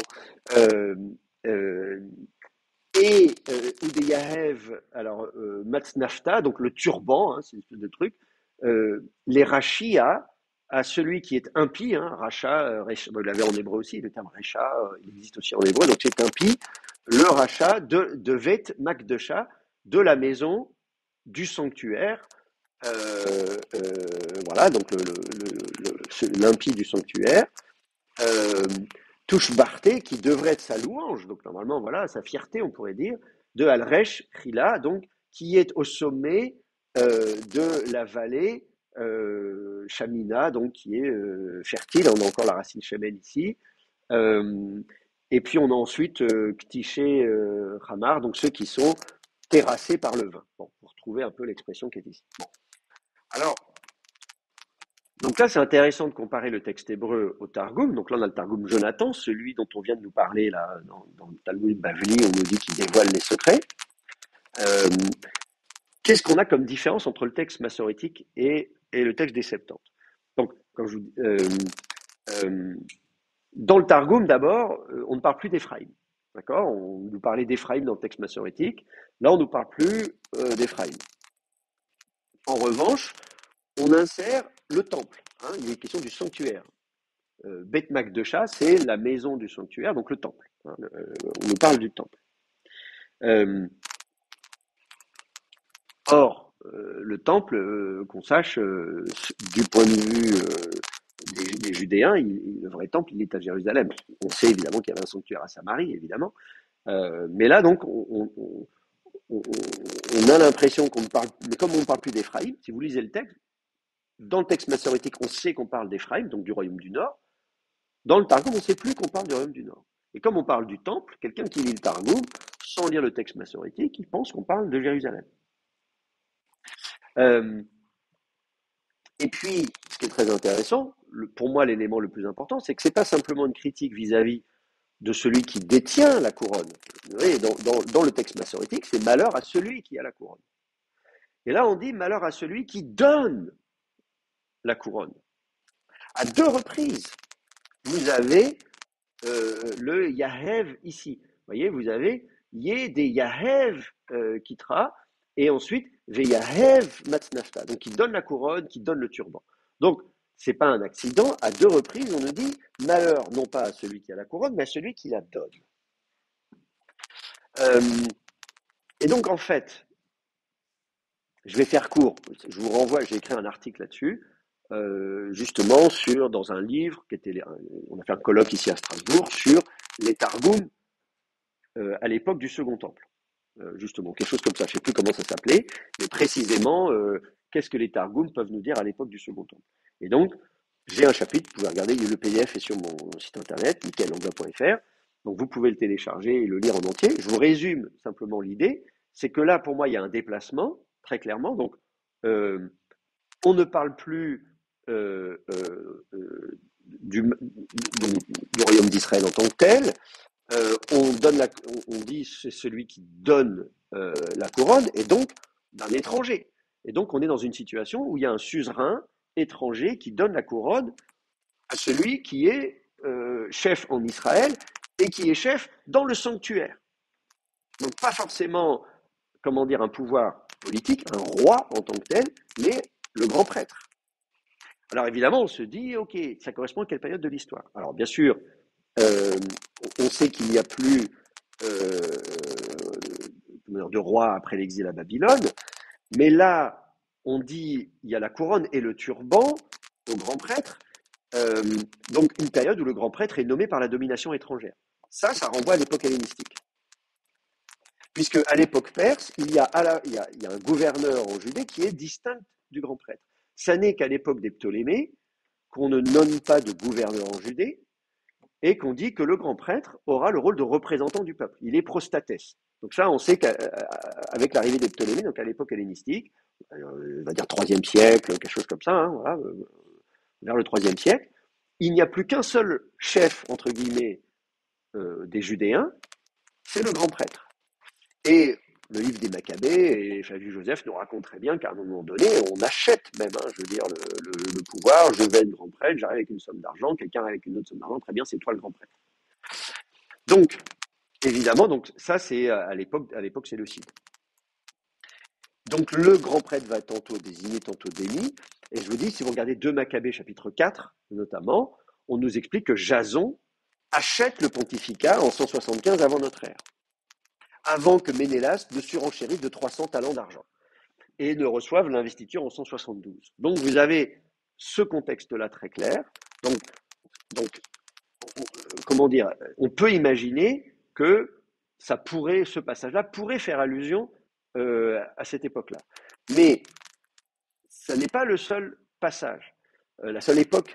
On sait aussi qu'on a un problème similaire en 37 avant notre ère, où Hérode le Grand va nommer le grand prêtre, un premier grand prêtre, Hananel, puis Aristobule un an plus tard, puis à nouveau Hananel, etc., etc. Donc, on pourrait aussi imaginer cette époque hérodienne. Et puis après la mort d'Hérode, on a de nouveau une situation à peu près similaire, Les Romains, bon, il n'y a plus de monarchie après Hérode, on va créer la province de Judée. Bon, il y a Archélaüs, tout ça, mais on va créer la province de Judée jusqu'à la destruction du temple, et ce sont les Romains qui nomment le grand prêtre à Jérusalem. Donc, en tout cas, donc, là, je prends un exemple qui est plus compliqué que celui d'Enoch, parce que justement, on se dit, ça pourrait faire allusion à des traditions du Second Temple. Comme ça n'est pas explicite, voilà, c'est pas évident à savoir. Cela dit, quelques versets plus loin, verset 5, le Targum fait intervenir le Messie. D'un seul coup, le Targum fait intervenir le Messie. Or, dans le livre d'Isaïe, à cet endroit-là, on ne parle pas du Messie. On va en parler plus tard au chapitre 45. Mais donc, on explique que finalement, le fait que ce soit un peu le bazar, que les souverains à Jérusalem soient nommés par une puissance étrangère, en tout cas quelqu'un qui nomme le grand prêtre, et que en fait, ils sont ivres, etc. Enfin bref, voilà, que tout ça va être réglé avec la venue du Messie. Donc tout ça, renvoie assez clairement à l'époque du Second Temple. C'est pas évident de savoir est-ce que c'est 2e siècle avant notre ère, 1er siècle avant notre ère, 1er siècle de notre ère. On peut avoir des débats, mais il me semble que dans ce passage du Targum d'Isaïe, on peut voir, c'est quand même le contexte favori, celui qui donne la couronne, etc., une époque où, précisément, il y a une forme d'ingérence et ça cause des problèmes. Alors, on n'est pas loin de retrouver le pécheur d'Habakkuk, hein, si vous avez parlé du pécheur d'Habakkuk, ou précisément, bon, voilà. Donc, c'est les mêmes problèmes que le pécheur d'Habakkuk, quand on a discuté, est-ce que c'est 2e siècle avant, 1er siècle avant, etc. Avec la difficulté, là, que, voilà, c'est pas dit explicitement, on peut imaginer que ce Targum d'Ésaïe 28, on dise non, vous pouvez imaginer non, il a été rédigé plus tard, à une autre époque, voilà, il y a une grande part d'interprétation. Donc, il faut être prudent. Si vous utilisez les Targums, il y a des cas où vous pourrez, de façon assez évidente, dire ce Targum met en lumière des interprétations juives pré-chrétiennes. C'est l'exemple de Genèse 5, là, comme je vous ai montré, avec là, très clairement sur Enoch, on a désormais la preuve que ce sont bien des traditions du Second Temple. Pour d'autres passages, comme celui-ci, c'est un peu plus compliqué. Il faut arriver à le mettre en évidence. On n'est pas sûr, c'est-à-dire que si moi finalement on me dit ah mais non regardez j'ai la preuve que en fait ce Targum d'Isaïe est postérieur, voilà, donc je suis très prudent dans le chapitre que j'ai consacré à ça, mais c'était tout le but du colloque qu'on avait fait ici précisément de mettre en évidence cette difficulté, à savoir parfois dans les Targums on est assez sûr que là on peut s'en servir pour parler des traditions du judaïsme antique. D'autres fois, c'est un peu plus compliqué et il faut être prudent. Voilà. Bon, voilà. Et je termine mon chapitre sur les Targums avec ça. Est-ce que vous avez des questions? J'essaie de vous présenter, voilà, faire un topo, les difficultés, ce qui est possible de faire, ce qui est un peu plus difficile à faire. Ça va pour vous? Ok.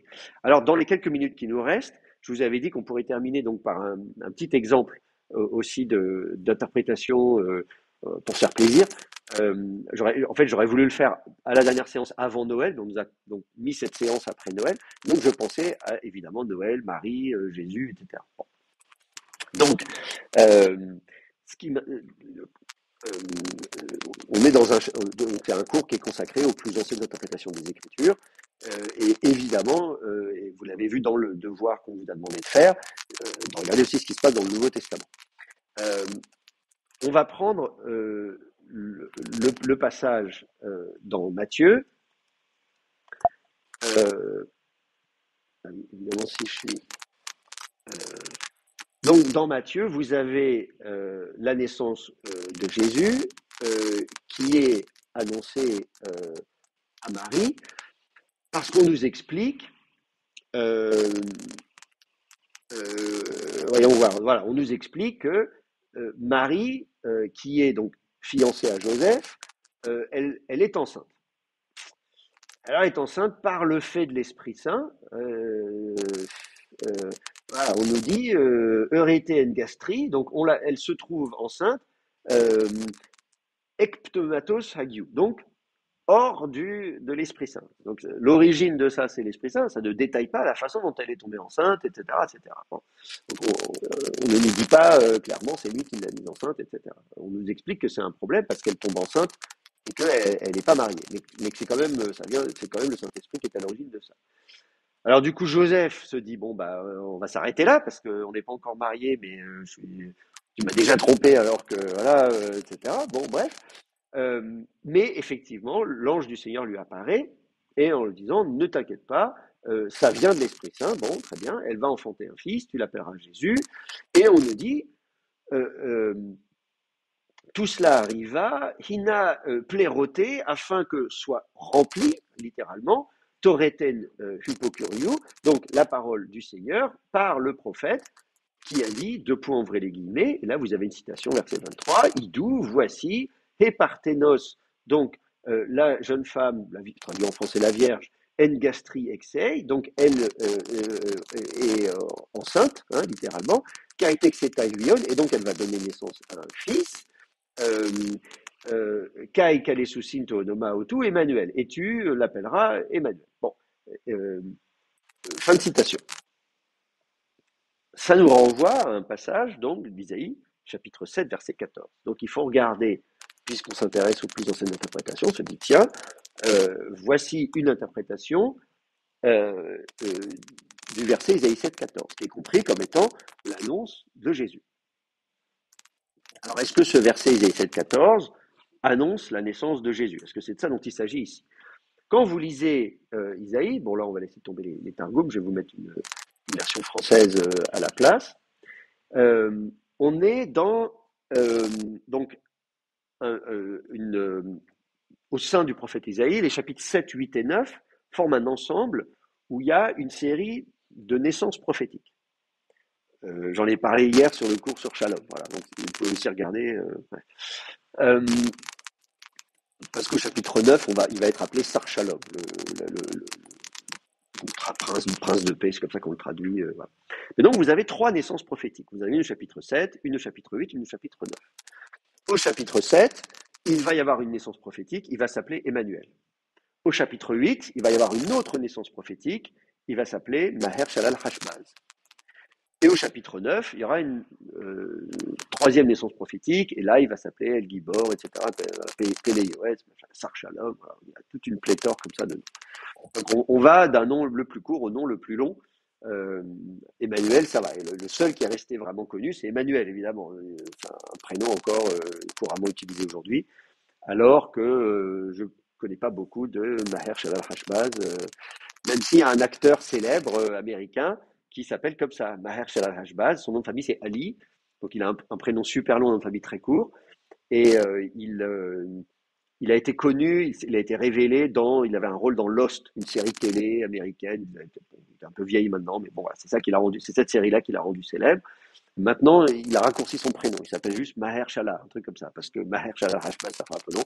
Donc, mais au début, dans les génériques, etc., à l'époque, moi, j'ai trouvé ça amusant parce que je dis, le pauvre, enfin, voilà, bon, enfin, le pauvre, pardon, je veux dire, mais moi, je me suis dit, bon, les parents qui ont leur bébé, qui disent, oh, quel nom on pourrait lui donner, et si on l'appelait Maher Shala Hashbaz? Surtout que Maher Shala Hashbaz, donc c'est 4 mots, en fait, ça veut dire, Maher, c'est le fait de se précipiter, Hash, c'est le pillage, Shalal, c'est aussi se hâter. Non, pardon, Maher, Shalal, Hashbaz. Donc, Maher, envie, faut aller en hâte. Shalal, donc c'est l'action de piller. Ensuite, Hash, c'est aussi la précipitation. Et Baz, c'est la racine bazaz, c'est-à-dire le butin. Bon, voilà, donc c'est, on dit deux fois la même chose, c'est une forme parallèle. On se dépêche pour piller, on se précipite pour le butin, vers le butin. Donc, en hâte au pillage, vite au butin, etc. Alors, si ce passage de chapitre 8 d'Isaïe vous intéresse, j'ai écrit un chapitre aussi dans un bouquin, on a aussi fait un colloque ici, etc. Voilà, vous pouvez aussi le télécharger sur mon site internet. Le chapitre, je l'ai intitulé Une naissance prophétique peut en cacher une autre. Voilà. Et ça se lit, bon, c'est un peu technique, mais quand même, vous pouvez, puis vous êtes des grands, vous avez fait de l'hébreu et du grec, donc vous devriez comprendre ce qui se passe. Donc voilà, donc au chapitre 7, il s'appelle Emmanuel, cette première naissance prophétique, chapitre 8, deuxième naissance prophétique, Maher Shalach Hashbaz, et puis chapitre 9, troisième naissance prophétique, et là on a ces noms à rallonge qui sont pour le coup beaucoup plus flatteurs. Donc c'est ça le contexte d'Isaïe 7, naissance prophétique avec un prénom qui veut dire quelque chose. Chapitre 8, le butin, ça annonce évidemment la destruction du royaume. Voilà, Chapitre 7, le contexte, c'est la coalition syro-éphraïmite. Le royaume de Juda est attaqué par le royaume d'Israël, le royaume de Samarie, qui s'est allié avec les Araméens, avec Damas. Donc les Araméens et les Israélites ont fait une coalition contre le royaume de Juda, et évidemment le royaume de Juda les chocotte en disant on va se prendre une raclée, et évidemment on interroge Dieu par la bouche du prophète Isaïe en disant mais pourquoi est-ce que Dieu ne fait rien pour nous? Et le prophète Isaïe répond, voilà, ne t'inquiète pas, bien sûr que je vais intervenir. Donc vous voyez, c'est ça le contexte d'Isaïe 7. On annonce à la maison de David, Aram a pris position en Éphraïm. Donc on dit à la maison de David, donc le roi de Juda à Jérusalem, que les Araméens se sont alliés avec Éphraïm, donc le royaume d'Israël, le royaume du Nord. Et donc, qu'est-ce qu'on va faire? Et on lui dit, reste calme, ne crains pas, etc. Ils ont résolu ta perte, montons contre Juda, etc. Ainsi parle le Seigneur Dieu, cela ne tiendra pas. T'inquiète pas, ça ne marchera pas. La tête d'Aram, c'est Damas. La tête de Damas, c'est Rétzin. Rétzin, c'est le nom du roi de Damas à l'époque. Encore 65 ans, et Éphraïm écrasé cessera d'être un peuple. Donc d'abord, voilà, on annonce la destruction du royaume d'Israël. La tête d'Éphraïm, c'est Samarie. La tête de Samarie, c'est le fils de Rémaïaou. Voilà, donc ça c'est le roi. Donc on dit voilà le roi d'Aram à Damas, le roi d'Israël à Samarie. Et donc t'inquiète pas, je vais les détruire. Bon, et donc il dit mais bon, quand est-ce que ça arrivera? Bon voilà. Bon, et donc on lui dit vous allez avoir un signe quand je te dis que je le fais. Voilà, je suis Yahvé. Et donc moi, si je te dis que t'inquiète pas, leur coalition, elle va échouer. Voilà le signe. Tu veux un signe? Voilà le signe. La jeune femme est enceinte, elle enfante un fils, elle va l'appeler Emmanuel, et on dit avant même que l'enfant sache rejeter le mal et choisir le bien, donc avant même que l'enfant sache ce qui est bien ou ce qui est mal, elle sera abandonnée, la terre dont tu crains les deux rois.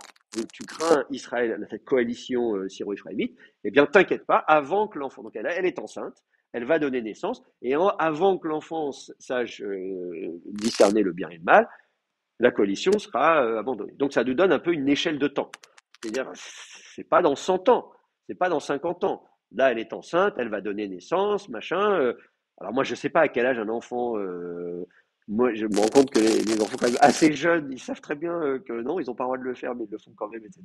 Donc ils n'ont pas besoin d'attendre 18 ans pour voilà. Donc au bout de, je sais pas, 2-3 ans déjà, je sais pas, pour ceux d'entre vous qui êtes parents comme moi, vous avez des enfants, vous savez assez vite, les enfants, ils savent, non, ça c'est bien, ça c'est pas bien, voilà, ils ont bien compris. Bon, voilà. Donc c'est une affaire de quelques années, vous voyez ce que je veux dire, quelques années tout au plus, ça donne une échelle de temps. Donc c'est ça la prophétie à la base d'Isaïe 7. Par ailleurs, et donc c'est un signe.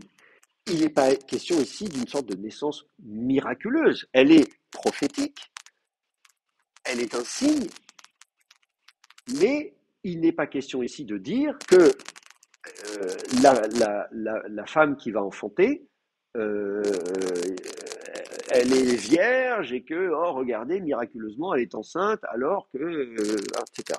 D'ailleurs, le terme en hébreu, alma, désigne une jeune femme. Il y a un autre terme hébreu, betula, hein, qui désigne une vierge. C'est pas le terme vierge ici, ça désigne une femme qui est en âge d'avoir des enfants, mais qui n'est pas encore mariée. Donc une adolescente, je ne sais pas comment on dit en français, une femme qui a atteint la puberté, qui est donc capable d'avoir des enfants, mais qui n'a pas encore enfanté. Oui. Après, je me demande si Alma et Betula sont à peu près juif, Alma est encore mariée, oui. Pour ça, si elle est divorcée, mais en théorie, ça alors, oui, effectivement, la remarque, c'est de dire, si c'est une adolescente, qu'elle n'est pas encore mariée, si c'est une jeune fille vertueuse, elle devrait donc être vierge. Donc, effectivement, corollairement, on peut se dire, bon, mais alors, effectivement, si elle n'est pas encore mariée, c'est donc qu'elle est vierge. Mais le texte ne dit pas qu'elle va pas se marier et qu'elle va pas, ou qu'elle n'est pas mariée, etc. Et par ailleurs, ça n'est pas le sens du terme, c'est un corollaire. Et le texte n'insiste pas sur ce côté miraculeux, ni au chapitre 7, ni au chapitre 8, ni au chapitre 9. Il est question d'une naissance miraculeuse au sens où on dit, oh là là, ça défie les lois de la nature. Oui.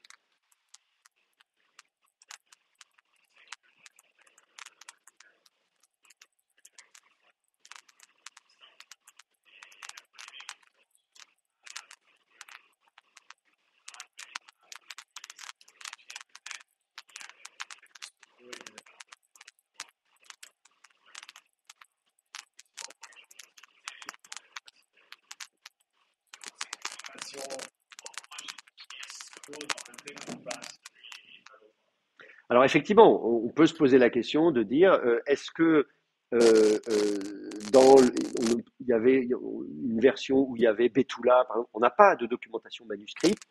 Dans les manuscrits de la mer Morte ou à Qumran, si vous faites la critique textuelle, vous n'avez pas de version avec Betula. Euh, et que les deux soient synonymes, pourquoi pas? Je peux comprendre qu'effectivement, en tout cas, je peux comprendre que quand on lit Alma, à un moment donné, on se dise, bah oui, donc elle est vierge. Et donc, que ce soit interprété comme, ah mais alors, c'est miraculeux, parce que si elle est vierge et qu'elle tombe enceinte, comment est-ce possible? Oh là là, extraordinaire, etc. Et c'est évidemment ça qui s'est passé. Je veux dire, à un moment donné, dans l'histoire des religions, à un moment donné, certains se sont dit, euh, voilà, c'est donc qu'elle est vierge. On manque de vocabulaire. C'est-à-dire que, alors évidemment, si vous regardez la version grecque, vous faites votre travail, vous dites, bon, très bien, comment ça a été traduit en grec? Il faut que je retrouve la Septante d'Horace, voilà, c'est ça. Si vous regardez la version grecque, on nous dit, on a utilisé le terme parthénos, vous voyez, idou et parthénos en gastri, exei, etc., etc. Et on vous explique que, bah oui, parthénos, c'est le terme grec classique pour dire la Vierge. Sauf que là encore, même en grec, le terme en lui-même ne désigne pas la Vierge. Quand vous allez au Parthénon, etc., on vous dit non, elle est parthénos au sens où c'est encore à peu près le même terme qu'Alma, c'est-à-dire une jeune fille qui est pubère, qui est atteinte, donc qui est adulte au sens biologique du terme, on va dire, mais qui n'est pas mariée. Et donc, et qui peut être consacrée. La parthénos, on peut du coup la consacrer en disant, voilà, elle va être consacrée, on va en faire une prêtresse, ou je ne sais quoi, etc. etc. Bon, voilà. Donc, corollairement, on peut en déduire que elle est vierge. Mais le terme ne dit pas explicitement qu'elle est vierge. Et le texte ne dit pas, regardez, c'est un miracle, comment est-ce possible qu'une femme vierge tombe enceinte, puisque normalement c'est un homme, etc. etc. Bon. Donc, dans le contexte du prophète Ésaïe, l'interprétation selon laquelle il y a un aspect miraculeux, prodigieux, surnaturel, qui défie les lois de la nature, et de dire comment on fait. Ça n'est pas du tout évoqué dans le texte. Ce qui est évoqué dans le texte, c'est là encore, il y a une coalition qui est en train de se faire, il va y avoir la guerre, Dieu dit, vous inquiétez pas, je vais les détruire, oui, mais quand? Et donc, voici le signe. Donc, c'est le même phénomène que dans le prophète Habakkuk, c'est-à-dire vous avez le prophète Habakkuk qui dit ah Seigneur, regarde ton peuple, t'inquiète pas, je vais envoyer. Oui, mais d'accord, mais alors ceci, mais t'inquiète pas. Voilà. Et donc Dieu répond. Et à un moment donné, cette prophétie d'Habakkuk, le pécheur d'Habakkuk dit oui, eh ben, elle s'accomplit. Voilà, avec le prêtre impie, le maître de justice, etc., etc. Et donc on voit le même phénomène où on prend une prophétie qui a vu son accomplissement au 8e siècle avant notre ère. Voilà, il y a eu cet enfant, alors je ne sais pas si c'est une vraie histoire, qui s'appelait vraiment Emmanuel, etc. Mais en tout cas, le signe et l'accomplissement de ce texte prophétique étaient contemporains du 8e siècle avant notre ère, tout comme le prophète Habakkuk, sa prophétie s'accomplit au 6e siècle avant notre ère, avec l'arrivée des Babyloniens et la destruction de Jérusalem en 587. Donc il y a un accomplissement. La prophétie concerne des événements contemporains du prophète, qui s'accomplissent à l'époque du prophète, mais ça n'empêche pas que des siècles plus tard, on dise non mais attendez, ce texte, il nous concerne nous aussi. Et donc, à l'époque de la naissance de Jésus, qu'est-ce qu'on se dit? Eh bien, on fait un parallèle, on dit d'abord nous aussi on a des ennemis, Alors à l'époque, c'est les Romains, évidemment. Bon, d'accord, mais qui va nous débarrasser des Romains? Qui va nous sauver? Voilà. Et Dieu a fait la promesse, il va envoyer, il va restaurer le trône de David, blablabla. Là, il est question de la maison de David dans Isaïe 7. Au début du chapitre 7, on vous parle la maison de David. Regardez, je l'ai lu le texte, je crois que c'est au verset 2 ou 3 ou quelque chose comme ça. Euh, on annonce ça à la maison de David. Donc vous avez l'expression euh, euh, euh, ici le verset 2, etc. Voilà, les vêtements de David. Donc on insiste sur le fait que le vrai roi légitime, c'est le roi de la maison de David, alors qu'au nord, évidemment, il y a eu le fameux schisme avec le royaume à Samarie, etc. Donc, on fait le parallèle avec sa propre situation. Nous voulons sauver la maison de David, et donc on considère qu'il y a un accomplissement de cette prophétie. Ce qui n'est pas clair, c'est de savoir, est-ce que déjà dans l'évangile de Matthieu, on insiste sur le caractère miraculeux du fait que Marie est censée être vierge. C'est-à-dire que, est-ce que déjà, dans Matthieu, quand il dit ainsi s'accomplit l'écriture, est-ce que pour lui, il insiste sur le fait, regardez, elle est vierge, c'est prodigieux, ou est-ce que c'est simplement une naissance euh, euh, qui est surprenante, parce que Joseph ne s'y attend pas, et on a le parallèle dans le livre d'Enoch de la naissance de Noé, où le père de Noé dit, cet enfant, il n'est pas de moi. Et Enoch, qui le rassure en disant, t'inquiète pas, c'est une naissance prophétique, Noé va avoir un rôle particulier, etc. Donc on peut tout à fait imaginer que la naissance, elle soit prodigieuse, etc., etc., sans forcément explicitement dire, regardez, elle est enceinte, regardez son hymen qui est intact. Vous voyez, enfin, je veux dire, si on en vient à des considérations très anatomiques, de dire, vous voyez bien que cette femme, elle est vierge au sens anatomique du terme. Ça n'est pas clair non plus, nécessairement, y compris dans l'évangile de Matthieu. Alors, je ne dis pas qu'à cette époque-là, déjà, on n'a pas dans cette idée-là, etc. Et de fait, elle s'est construite. Et aujourd'hui, c'est le dogme officiel, on va dire, du christianisme qui dit que Marie elle est effectivement vierge. Et d'ailleurs, dans l'Église catholique romaine, on va même dire qu'elle est restée vierge toute sa vie. Elle n'a pas eu d'autres enfants, etc. Donc, on a poussé ça encore plus loin. Mais pour moi, ce qui est intéressant, et qui n'est pas forcément évident à déterminer, c'est précisément à quelle époque est-ce qu'il y a ce basculement où on va insister sur l'aspect anatomique de Marie qui était vierge au moment où elle a eu Jésus. Alors, des remarques, des questions? Oui. Donc, on va appuyer dans l'aspect miraculeux de naissance. Juste que chez Matthieu, juste avant, on rappelle la généalogie de Jésus. Parle de Tamar, parle de Ruth, qui est son mère de constituer, comme qui répondait à un corps social. Ensuite, la naissance de Jésus, en fait, entre les deux, mais plutôt anormal. Oui, c'est ça. Donc, en rappelant la généalogie, je répète pour ceux qui sont à distance, voilà, en rappelant la généalogie, et y compris dans les ancêtres, parmi les ancêtres de Jésus, des femmes plutôt anormales, des étrangères qui ont été pourtant incluses dans la généalogie, y compris Ruth, y compris Rahab, etc. Donc, effectivement, voilà, il y a d'autres façons de comprendre le fait qu'on dit ainsi s'accomplit l'écriture. Si vous regardez le péché d'Habakkuk, un très bon parallèle, on comprend ce qu'on fait, ok, je prends ce texte, on ne nie pas nécessairement que ce texte s'est accompli à l'époque du prophète Isaïe, mais on dit oui, mais nous ce texte, on se l'approprie et il s'accomplit aujourd'hui dans notre situation, dans la situation actuelle.